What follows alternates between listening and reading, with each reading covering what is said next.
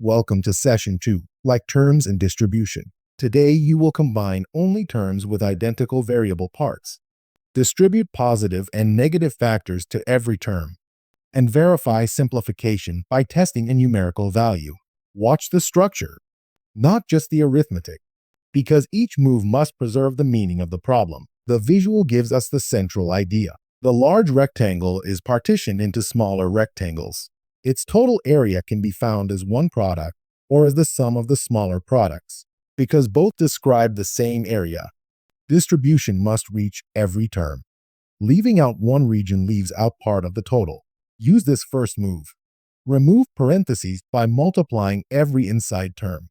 Then, mark signs before multiplying, especially when the outside factor is negative. Worked example, distribute and combine. Simplify 2x3 plus 5x. Step 1. Distribute 8x12 plus 5x. Step 2. Combine 8x and 5x. 13x. Step 3. The constant remains minus 12. The final answer is 13x12.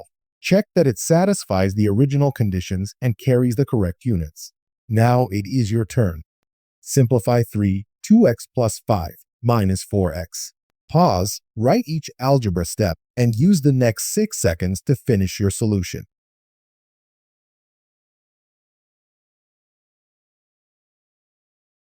Here is the modeled solution. The answer is 2x plus 15. Distribute 3 first, then combine the x terms. Verify it against the exact wording before moving on. Session 2 recap. Remove parentheses by multiplying every inside term.